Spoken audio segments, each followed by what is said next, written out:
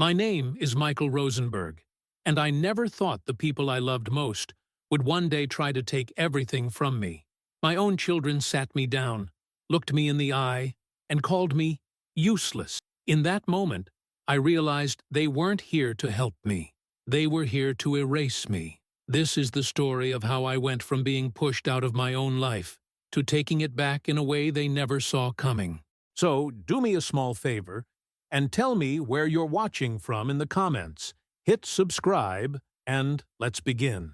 It was supposed to be lunch, but when I walked into my own living room, my children were already sitting in a line on the couch, like a jury. Aaron leaned forward with a clipboard on his knee. Leah held a thick folder, and Kelsey, my daughter-in-law, was perched by the window, drumming her nails on the glass as if she couldn't wait to leave. Aaron cleared his throat. "Dad, we need to talk about the future." That phrase, the future, landed heavy in my stomach. "What about it?" Leah glanced at Kelsey before opening the folder. "You're living alone. The missed doctor's appointment. The stove incident." "I didn't forget an appointment," I said. "And the stove was fine. The pan smoked, that's all." Kelsey crossed her arms. "Michael, the fire department doesn't come for just smoke." Aaron spoke over her. "We've been looking into a place. A good one. You'd have your own room, activities, people your age." I blinked. "A retirement home? An independent living community," Leah corrected, using a voice too careful, the way people speak to children or pets. Kelsey's tone sharpened. "It's not safe here for you anymore. The stairs, the yard, the bills. We can't be on call for every crisis." The words stung more than I wanted to show. I've handled this house for 40 years. And it's not a crisis when a man cooks in his own kitchen. Leah slid some papers across the coffee table. "We've already started the process. Power of attorney, healthcare proxy. Just signatures, Dad." I looked at my name printed in thick black ink. Legal authority, transfers, sign here. The kind of documents you sign when you're too weak to object. Or when someone decides you are. Aaron leaned forward. "It's for your benefit. We can sell the house while the market's strong, and—" "You talked to a realtor?" I asked, my voice quieter than I felt. Kelsey stepped in. "We've all agreed this is best." Something in my chest tightened. "All agreed?" Leah's eyes softened, but her words cut deep. "Dad, you've said yourself you feel useless since Mom died." The room went still. That word, useless, wasn't a slip. It was the truth they'd been circling, waiting for someone to spit out. I rose slowly, the old ache in my knees flaring, and they watched me like I'd proven their point. I studied each face, my children, my daughter-in-law, and saw not worry, but resolve. "Is that what I am to you?" I asked. "Useless." Aaron started to answer, but I didn't let him. "I built this life nail by nail with your mother. I raised you in these walls, and now you want me out of my own house because it's inconvenient?" Kelsey's voice was, "Because it's necessary." Leah's fingers tightened on the folder.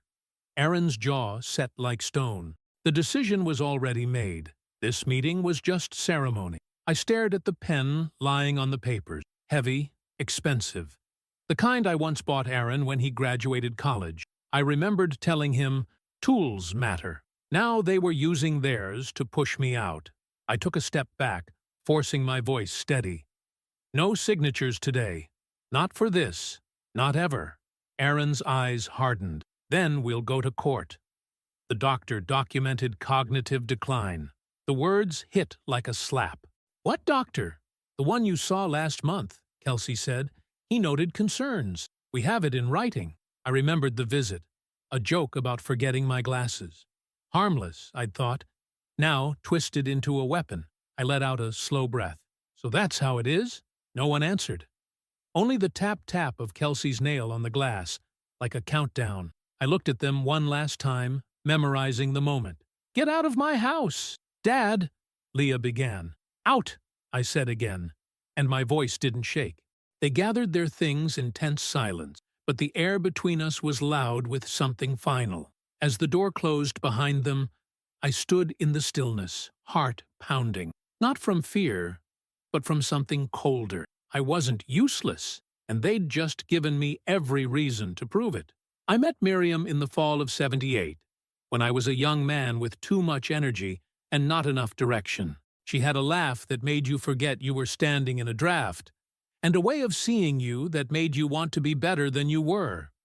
I worked construction back then, sun-up to sundown, hands split from cold mornings and calluses thick enough to strike matches on.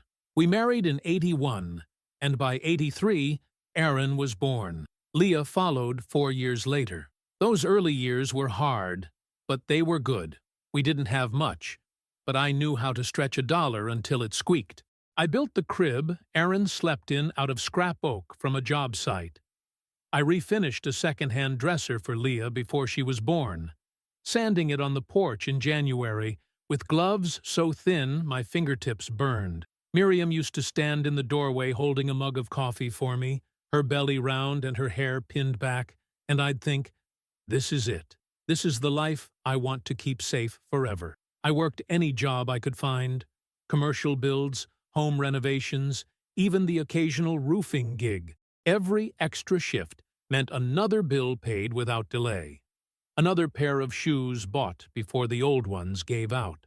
Miriam stayed home when the kids were young, running the house like a clock. The whole place smelled like laundry and whatever she was cooking for dinner. I can still hear the hum of that old washing machine and the clatter of plates as she set the table. Aaron was a serious kid, even then, always lining up his toys, measuring things with the little plastic ruler I gave him. Leah was the opposite. Wild curls, bright eyes, questions tumbling out of her faster than I could answer. They were my pride. When Aaron turned 10, we planted the maple tree in the front yard together. He named it Ranger, said it would watch over the house. I showed him how to dig the hole wide enough for the roots to stretch, how to pack the soil without suffocating it. We watered it every day that first summer. I told him, everything worth having needs care, son, even when it's hard.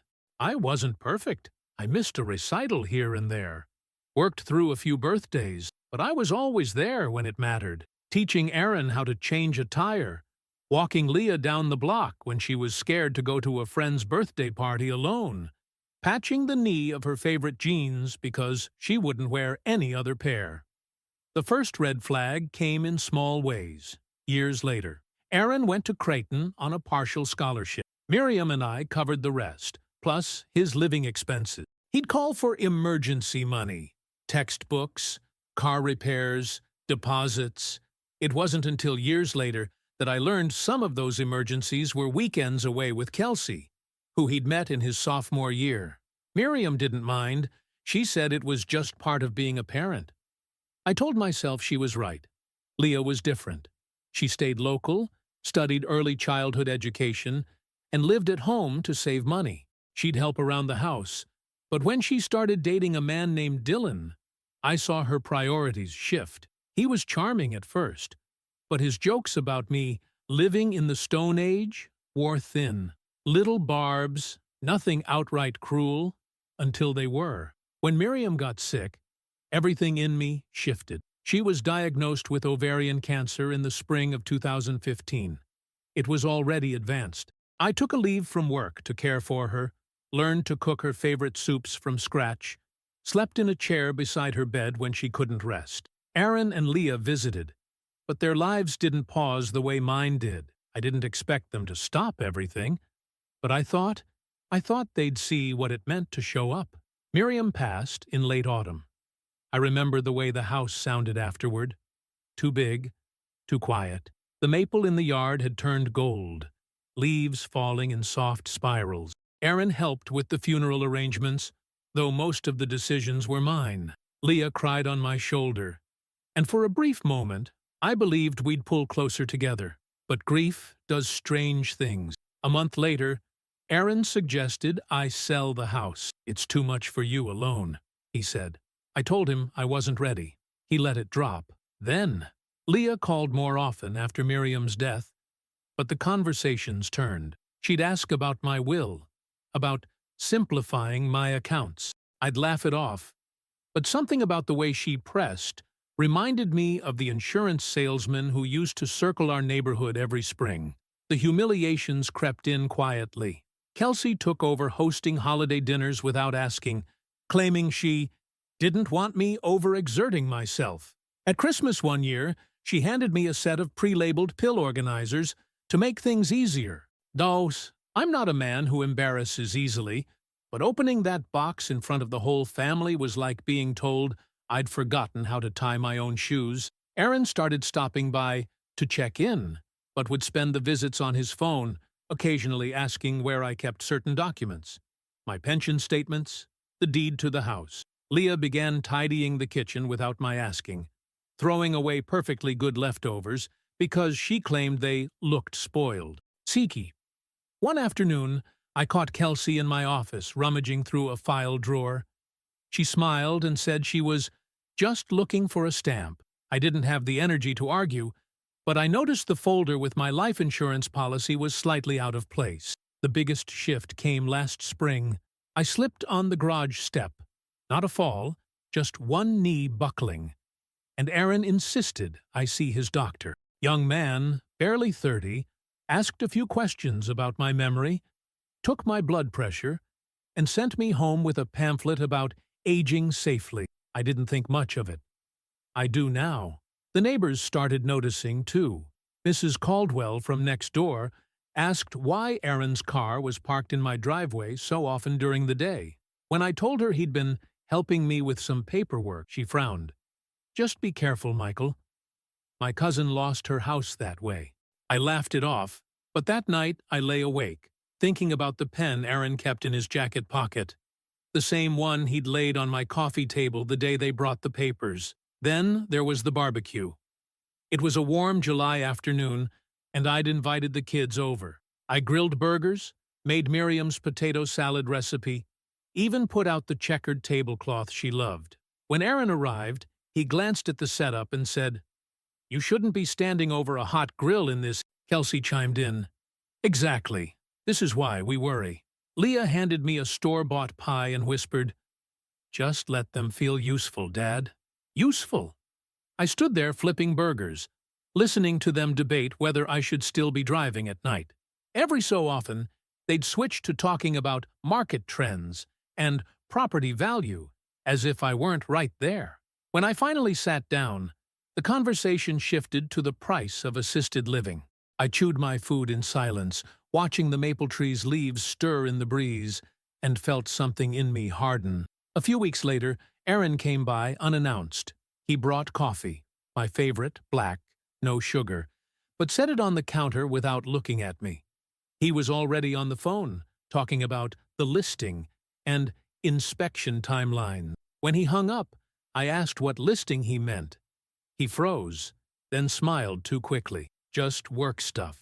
That night, I found a glossy brochure tucked into the pile of mail by the door. A photo of a bright, sterile apartment under the words Maple Grove Senior Living. I turned it over. No address label, no postage, just slipped in like an afterthought. I stood there, the brochure in one hand, the other resting on the maple table I'd built with Miriam's father 40 years ago. Outside, rangers' branches shifted in the wind, whispering against the siding. It was the kind of quiet that tells you something is moving toward you, something you can't yet see, but feel in your bones. The first hint came on a Wednesday morning in late September. I was in the garage, oiling the hinges on the side door, when a white sedan pulled up to the curb. A man in a crisp suit stepped out, carrying a leather portfolio. He introduced himself as Mr. Jensen, a process server. Before I could even ask what it was about, he handed me a thick envelope. "Just need your signature to confirm receipt, sir." I signed, though my hand felt strange around the pen. He tipped his head politely and left. I opened the envelope right there on the workbench. The first page had words in bold that seemed too big for the paper. Petition for guardianship. My name was printed under Respondent. Beneath that, Aaron's name under Petitioner. Guardianship. It read like a script they'd written together. Cognitive decline. Unsafe living conditions. Risk to self.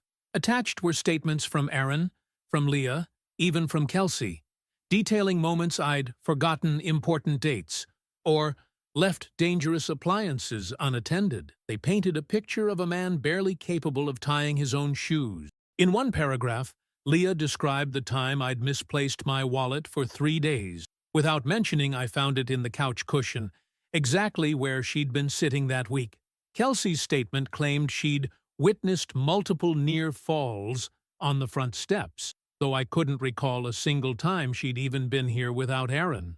The petition requested full control over my finances, medical decisions, and the authority to transition the respondent to a safer living environment. I set the papers down on the bench and stared at the pegboard of tools above me. Wrenches, screwdrivers, the level Miriam bought me for our first Christmas together. The room smelled faintly of motor oil and cedar, steady smells, honest smells, the kind that don't change when you're not looking, but the paper in front of me that changed everything. The court date was set for 2 weeks. I tried calling Aaron. No answer. I called Leah, and she picked up on the 3rd ring, her voice too bright. "Hi, Dad. Everything okay? You want to explain why I just got served court papers?" I asked. There was a pause. "Dad, we didn't want it to come to this. You went to court before coming to me," I said. My voice felt tight, controlled. "That's not coming to this. That's deciding I'm done without asking me." "Please don't be upset," she said. "We're doing what's best." "For who?" She didn't answer right away. "We'll talk at the hearing. It's better that way." Better for them, I thought. The hearing was held in a small, sterile courtroom downtown. The kind of place where the air smells faintly of dust and recycled coffee. I wore my best suit, the navy one Miriam always said made me look taller, and polished my shoes until they caught the light. Aaron and Leah sat together at one table, Kelsey beside Aaron in a fitted blazer that looked expensive enough to pay a month's mortgage. Their lawyer was a sharp-faced woman who barely glanced at me before arranging her files like she was setting out scalpels. When my name was called, I stepped forward. The judge was a middle-aged man with tired eyes and a voice that carried the weight of too many family disputes. The lawyer began with a practiced calm. "Your Honor, this petition is not about punishment. It's about protection." She laid out a string of incidents: the stove, the garage step, a missed utility bill, each one delivered like another nail. Leah dabbed her eyes at rehearsed moments. Aaron kept his gaze fixed on the table. Kelsey watched me the way you watch a deer you're sure will bolt. When it was my turn, I told the judge I'd lived in my home for nearly 4 decades, that I'd raised my children there, paid off the mortgage with my own hands. I said I could manage my own affairs, that my memory was sharp enough to recall every betrayal sitting in front of me. The judge listened, but I could feel the current already pulling. Then the lawyer produced the doctor's note. Short, clinical, damning. Patient demonstrates mild cognitive impairment, raising concerns about independent living. Signed by the same man who'd asked me 3 casual questions and sent me home with a pamphlet. I felt something in my chest twist. The ruling didn't come that day. It came a week later, in the form of an order granting Aaron temporary guardianship until a full evaluation could be completed.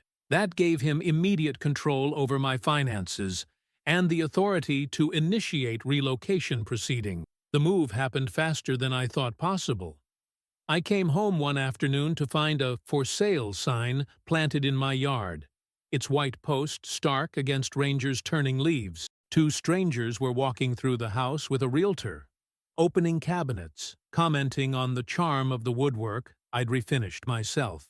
"Excuse me," I said, stepping inside. The realtor looked startled. "Oh, you must be Mr. Rosenberg. We're just showing the property." "This isn't for sale," I said. Aaron appeared from the kitchen. "Dad, please don't make this harder." My voice went low. "Harder for who?" He gestured to the realtor. "We've had 3 offers already. This is good news." "Good news for the buyer," I said. Kelsey walked in behind him, holding a clipboard. "We've already put down a deposit at Maple Grove. You'll love it there. They have woodworking classes." I looked at the strangers standing in my living room. my living, and felt something drain out of me. The humiliation became public in ways I hadn't imagined. My neighbor, Mrs. Caldwell, asked if the rumors were true, that I'd finally agreed to give up the house because I couldn't handle it. I heard the words, "Poor Michael," whispered at the hardware store. Even the cashier at the diner asked when I was moving into the fancy place. The worst was Sunday service. I'd been going to the same church for decades, sat in the same pew since Miriam and I joined. That morning, Pastor Glenn mentioned the importance of knowing when to accept help, and glanced right at me. I could feel the eyes of half the congregation. Leah had been talking. By the time I got home, another box had been packed without my consent. Photo albums, framed pictures of Miriam, even the ceramic bowl we bought on our honeymoon in Santa Fe, all wrapped in newspaper and labeled in Leah's handwriting, fragile. I sat at the kitchen table staring at the word until it blurred. The official move date was set for mid-October. Aaron and Leah arrived with a rental truck, Kelsey orchestrating like a foreman. They moved through my house with the efficiency of people collecting items they'd already stopped seeing as mine. At one point, I saw Aaron carrying Miriam's rocking chair toward the truck. "Leave that," I said.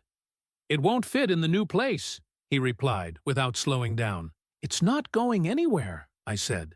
Kelsey intercepted. "Michael, we have to be realistic." I turned to her, my voice quiet but sharp. "Put it back." For a moment, no one moved. Then Aaron set it down in the garage without a word. By the end of the day, the house felt hollow. Ranger's shadow stretched across the empty living room, and I stood in the doorway with the keys heavy in my hand. Aaron held out his palm. "Come on, Dad. We need to get going." I dropped the keys into his hand and heard the metallic clink as they landed against his ring. That night, in the too-bright apartment at Maple Grove, I sat by the window and looked out at a parking lot I didn't recognize. The air smelled faintly of bleach. Somewhere down the hall, a television blared canned laughter. I thought about the house, the crooked lamp, the creak in the third stair, the maple tree swaying outside the bedroom window. I thought about the way Aaron couldn't look me in the eye when he took the keys, about Leah's trembling hands as she packed away the photographs, about Kelsey's satisfied smile when she thought I wasn't watching. I didn't say a word. I didn't need to. Some decisions don't need to be spoken aloud. At Maple Grove, life moved in a slow loop. Morning coffee in the shared dining room, activity schedules pinned neatly to corkboards, smiling staff who called me Mr. Michael, as if the title softened the fact that I was a man who'd been moved like furniture. I kept my head down, outwardly cooperative. Aaron visited every other week, Kelsey in tow. Leah came alone, always with some small gift. Tea, a crossword book, like a child offering peace after being caught in a lie. I thanked them each time, smiled, played the part. The first opening came on a Tuesday, when the mail cart stopped outside my door. A stack of envelopes slid into my slot, most addressed to Aaron. Bank statements, insurance notices, utility bills, but all still sent to my name at my address. He'd had my mail forwarded here without changing the actual account ownership. Sloppy. I sat on my bed, thumbing through the pile. One envelope in particular caught my eye, a property tax notice from the city, marked due immediately. I knew exactly how much those taxes cost. I'd paid them for 38 years without missing a deadline, but now Aaron was the one responsible. Maple Grove had a small computer lab for residents, mostly used for email or online games. That afternoon, I signed in, opened the city's payment portal, and entered the account number from the notice. It still showed my old login details. Another oversight. I changed the mailing address from the house to Maple Grove, but left the payment status untouched. Aaron would see no bill, no reminder, no warning. It wasn't enough to cause trouble on its own. Not yet. But a missed property tax payment has a way of starting small and growing teeth, if ignored. 2 days later, Aaron called. His voice was brisk, distracted. "Hey, Dad, you didn't happen to get anything from the city, did you?"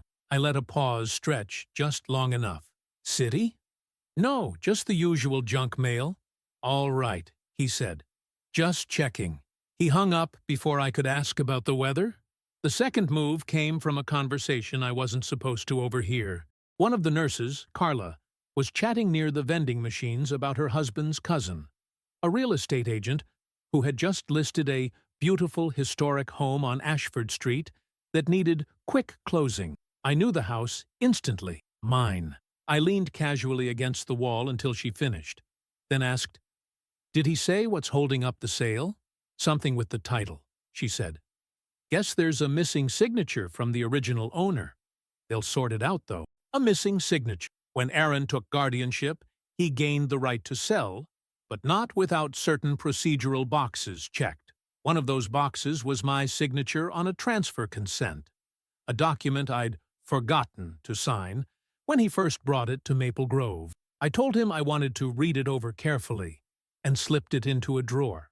I still had it. That evening, I took it out, smoothed the paper on the desk, and wrote a small note in the margin. Consent withdrawn. Michael Rosenberg. No date, no explanation. Just enough to turn a missing signature into a disputed one. Then I mailed it, not to Aaron, but directly to the title office. 3 days later, Aaron showed up at Maple Grove, jaw tight, eyes stormy. "Did you send something to the title office?" I gave him my best puzzled look. "Title office?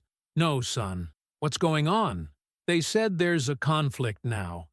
It's going to delay closing." "Closing?" I echoed. "Oh, you mean on the house?" I nodded slowly, as if I were only just catching up. "I told you before. I'm not in any rush to see it go." Kelsey's voice cut in from behind him. "Michael, you're making this harder than it needs to be." I leaned back in my chair, lacing my fingers over my stomach. "Am I? Or are you just realizing this isn't as simple as you thought?" Aaron's face flushed. "We'll sort it out. I'm sure you will," I said softly. They left without finishing their coffee. The small wins added up in ways they didn't see. I started asking Leah about her work, about Dylan, about their bills. She answered freely, assuming I was just an old man making conversation. She mentioned Dylan's new business, a landscaping company that had taken out a sizable loan in Leah's name because his credit wasn't strong enough. I tucked that away. Debt is a funny thing. It doesn't stay in one place. A week later, Leah came to visit. She brought fresh muffins and that too bright smile. We sat in the courtyard, the autumn air crisp, leaves rattling like coins in the wind. "Dad," she said carefully, "we need you to sign some updated forms for Maple Grove, just to keep everything current." I took the clipboard from her, flipped through the pages. Nestled between harmless consent forms was a new power of attorney document, one that would name her sole guardian instead of Aaron. "Interesting," I said. She laughed lightly. "Just legal stuff. It's easier if one person handles everything." I handed the papers back. "I'll think about it." Her smile faltered for a fraction of a second. "Of course." When she left, I noticed she'd accidentally left the folder behind. I took it straight to the shredder in the mailroom, fed each page in slowly, watching the strips curl into the bin. The moment that told me I was on the right track came the following Friday. Aaron called, irritation seeping through his voice. "Dad, the property tax notice got forwarded to you by mistake. You didn't pay it, did you?" I let a pause hang. "Oh, that thing? I thought you were handling all that now." "I am. But now we've got a late fee." "That's unfortunate," I said. "Maybe it's a sign you're taking on too much." He didn't answer. When I hung up, I sat back and looked out the window at the gray sky over the parking lot. The air was cool enough to smell faintly of wood smoke from somewhere nearby. For the first time since they'd forced me out, I felt a small, solid weight in my chest. Not the heaviness of loss, but the firmness of something found. That's when I remembered. I still had something left. Aaron didn't waste time striking back. The following week, a staff member at Maple Grove stopped by my room with a friendly reminder that my residency agreement would now include financial guardianship fees. When I asked what that meant, she explained in careful corporate language, that Aaron had arranged for the facility to start deducting management costs directly from my pension. It was the kind of move that looked reasonable on paper, but in practice, it gave him one more grip on my throat. I called him that evening. Care to explain why my pension check is getting smaller? His tone was calm, rehearsed. It's for your protection, Dad. This way, bills get paid on time. No risk of missed payments. I haven't missed a payment in 40 years. You don't need to worry about that anymore, he said, as if it were a kindness. It was gaslighting at its cleanest, replacing my record with his narrative until even the staff started treating me like I couldn't keep track of my own wallet. Then came the legal play. A week later, Leah visited with an envelope in her bag. She waited until we'd finished our coffee before pulling it out. Dad, this is just a small update to your estate plan. Nothing major. I opened it. Inside was a will, one that left the bulk of my assets, including the house, once sold, to Aaron as primary beneficiary. Leah would get a sentimental bequest, and nothing was mentioned about charitable donations Miriam and I had always planned for. This isn't my will, I said. It's just a draft, she replied quickly. Aaron thought it would make things easier if… If what? I cut in. If you finished moving me out while I was still breathing. Her smile froze. You're reading too much into it. That night, I pulled the old metal box from the bottom of my closet.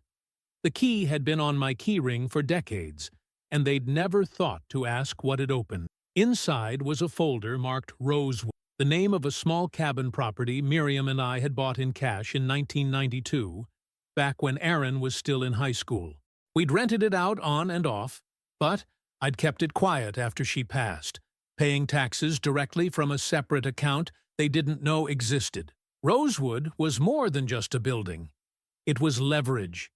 The idea for how to use it came from a conversation I'd overheard years ago. Miriam had once told me, if you ever want someone to reveal their real intention, give them something they think they've won, then watch what they do next. So, I called Aaron. Son, I said, letting my voice sound weary, you were right about simplifying things. I've decided to move some of my assets into your name. I could almost hear the smile through the phone. That's a smart move, Dad. I can get the paperwork started. Good, I said. But there's a property you don't know about. Rosewood. I want you to handle the transfer quietly. There was a pause. Rosewood? Just a little place your mother and I kept.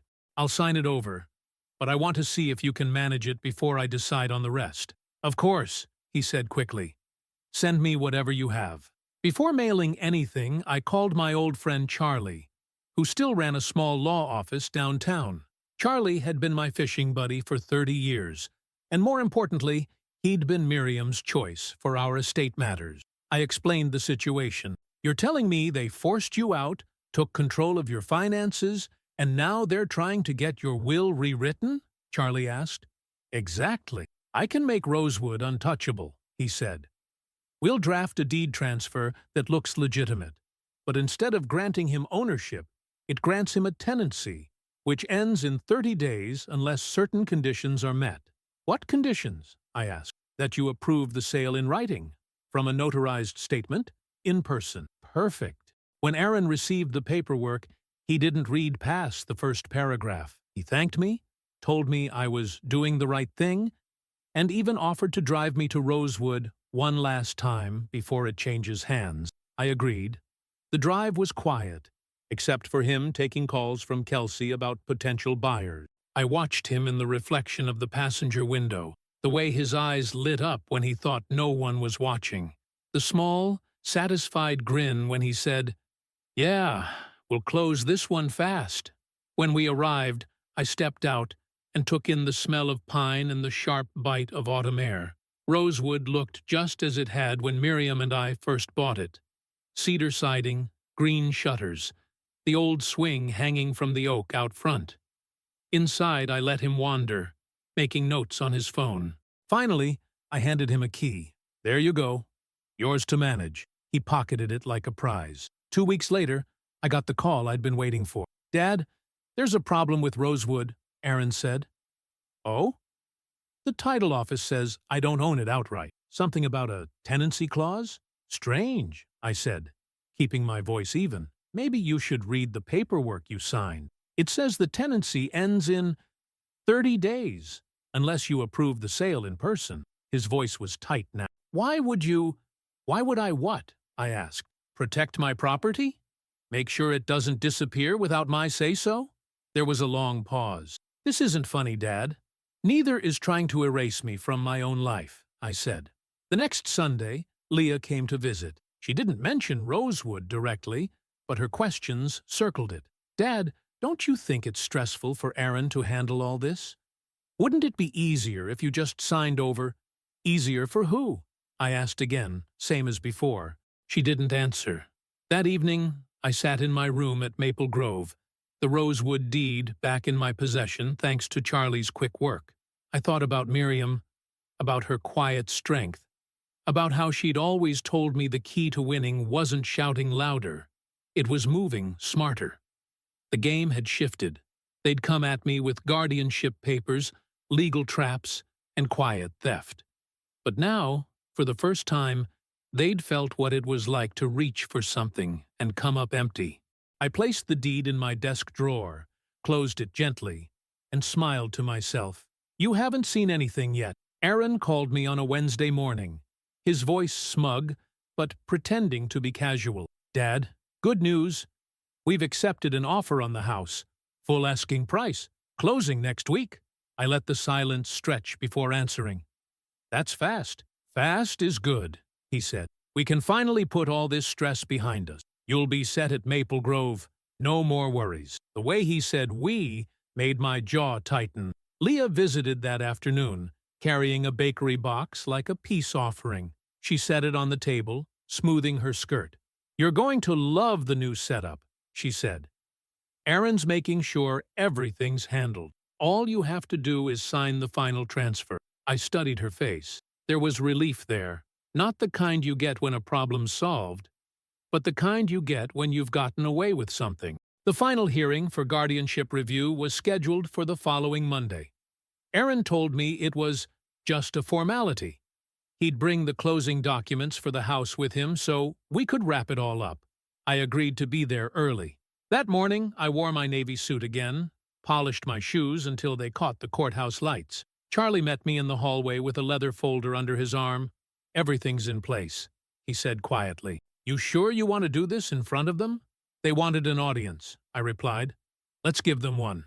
The hearing began like the first. Aaron and Leah seated at one table. Kelsey perched between them like she'd been born to preside over other people's property. Their lawyer smiled at me the way you smile at a man you're about to bulldoze. Aaron took the stand first, outlining all the progress they'd made. Bills on time, assets streamlined, the house successfully in escrow. Poodle Leah nodded along, dabbing her eyes at the appropriate moments. When it was my turn, I didn't sit in the witness box right away. Instead, I placed a stack of documents on the table in front of the judge. Your Honor, I began. Before you consider the petition, I'd like to clarify a few things about my capacity and my property. The judge adjusted his glasses. Proceed. I turned to Aaron. You say you've accepted an offer on my house. Did you inform the buyer about the recorded covenant on the title? Aaron frowned. What covenant? Charlie slid a copy across the table. The one stating that the property cannot be sold without the written consent of both recorded owners, myself and Mr. Rosen. Added to the deed in 2002, when the mortgage was refinanced jointly with my law firm as co-signer. Gasps rippled through the small crowd of observers. Aaron's face went pale. I never told you, I finished, because it wasn't your business until you made it your business. The lawyer tried to recover. Even so, guardianship grants no right to override a recorded property covenant. Charlie interrupted. And as of last Thursday, Mr. Rosenberg formally revoked your guardianship through a notarized petition, supported by 3 independent medical evaluations affirming full cognitive capacity. I took out a letter, the ink still sharp from yesterday's printing. Your Honor, I've been examined by 2 physicians and a neuropsychologist. All agree there's no cognitive impairment. The original doctor's note was based on a single visit, without clinical testing. Here are the results. The judge read the summary, his expression tightening. Then I dropped the real twist. Finally, I said, "There's the matter of Rosewood." Aaron's eyes darted to Leah. Kelsey's smile faltered. I placed the deed on the table. Contrary to what you've been telling certain people, Rosewood has never been in your control. It remains fully mine. And as of last week, I've established a trust. One that names neither of you as beneficiaries. The trust will hold Rosewood, the house, and all remaining assets. Upon my death, everything will go to the Rosenberg Community Scholarship Fund. In Miriam's name. Leah's voice broke. "Dad, why would you?" I looked at her steadily. "Because you forgot what she stood for." The judge turned to Aaron's lawyer.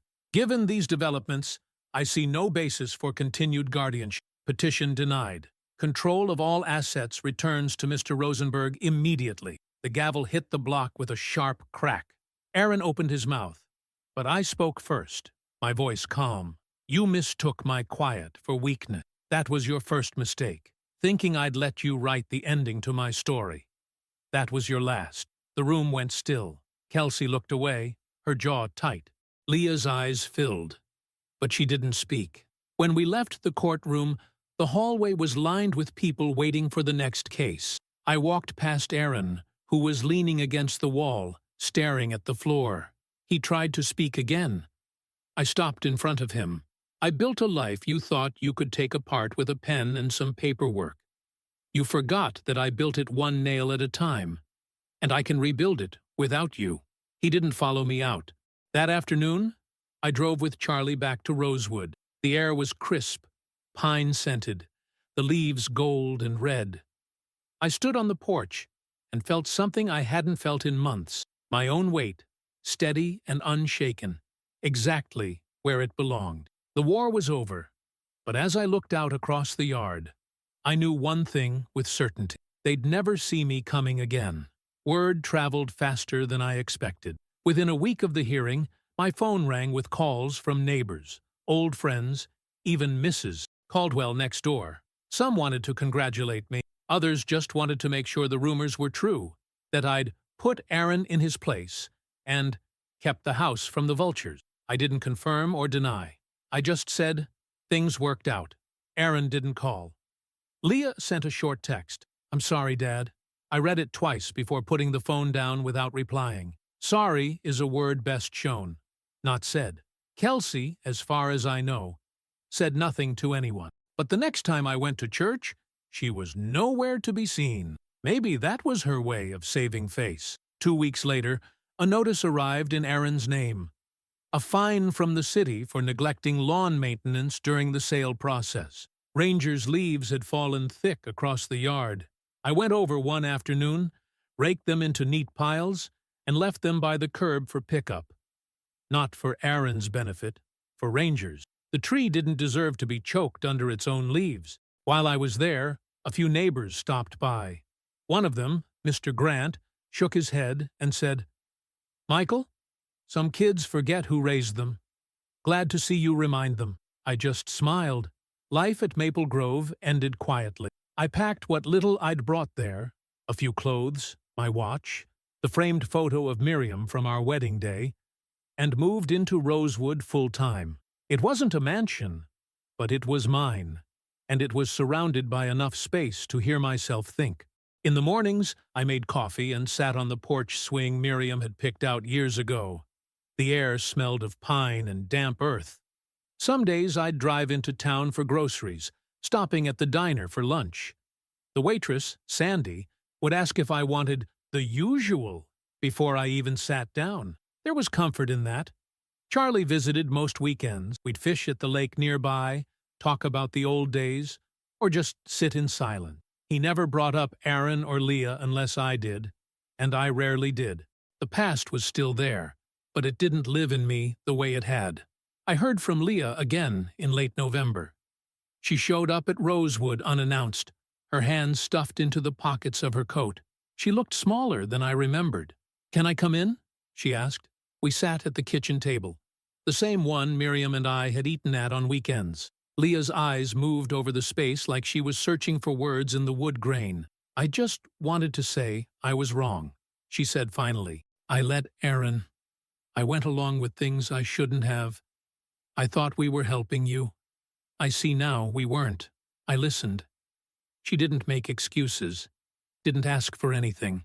Before she left, she put a small box on the table, the ceramic bowl from Santa Fe.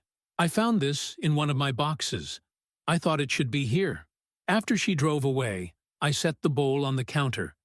It looked right there, like it had been waiting to come home.